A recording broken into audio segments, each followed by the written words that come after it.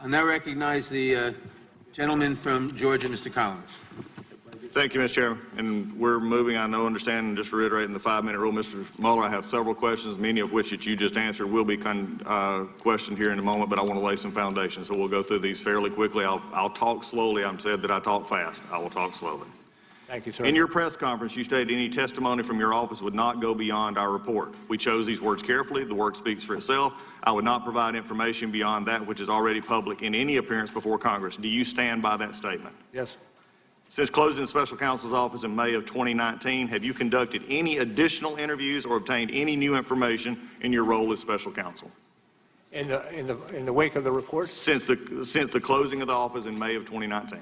And the question was, have you conducted any new interviews and any new witnesses, no. anything? And you can confirm you're no longer special counsel, correct? I am no longer special counsel. At any time with the investigation, was your investigation curtailed or stopped or hindered? No. Were you or your team provided any questions by members of Congress of the majority ahead of your hearing today? No.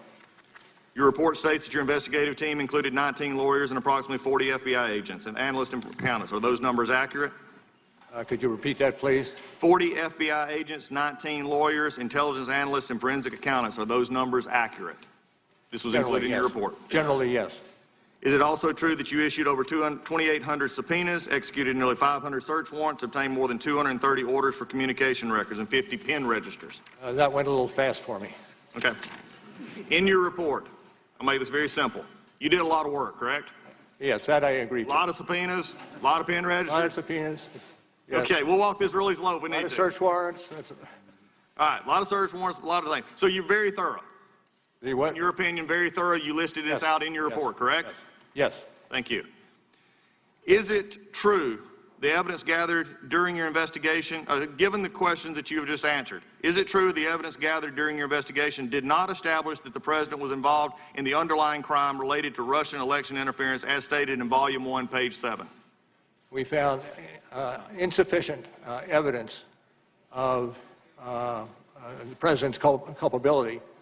So that would be a yes. Pardon? That would be a yes. Yes. Thank you. Isn't it true the evidence did not establish that the President or those close to him were involved in the charged Russian computer hacking or active measure conspiracies, or that the President otherwise had unlawful relationships with any Russian official? Volume 2, page 76, correct? I leave the answer to our report. So as a yes. Is that any true your investigation did not establish that members of the Trump campaign conspired or coordinated with Russian government in the election interference activity? Volume 1, page 2, Volume 1, page 173.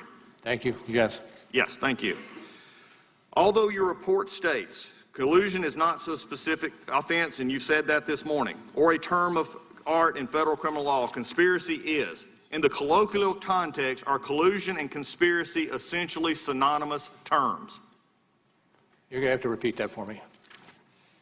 Collusion is not a specific offense or a term of art in the federal criminal law. Conspiracy is.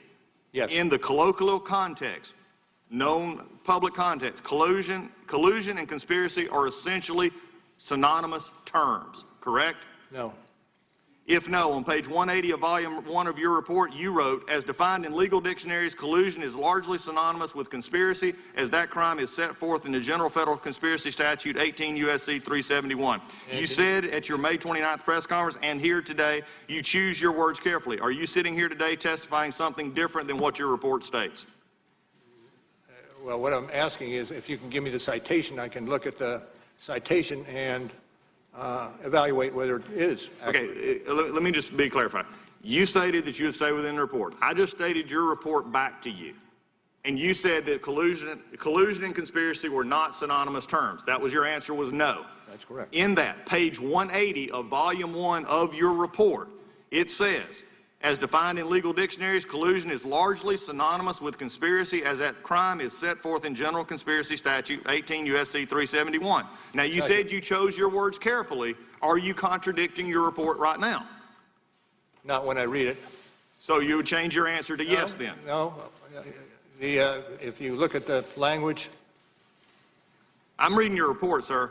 It's a yes or no answer. Page 180. Page 180, volume 1. Okay. This was from your report. Correct. And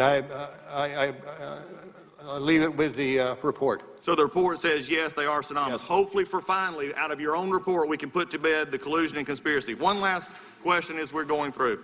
Did you ever look into other countries investigated in the Russian interference into our election? Were other countries investigated or found knowledge that they had interference in our election? I'm not going to discuss other matters.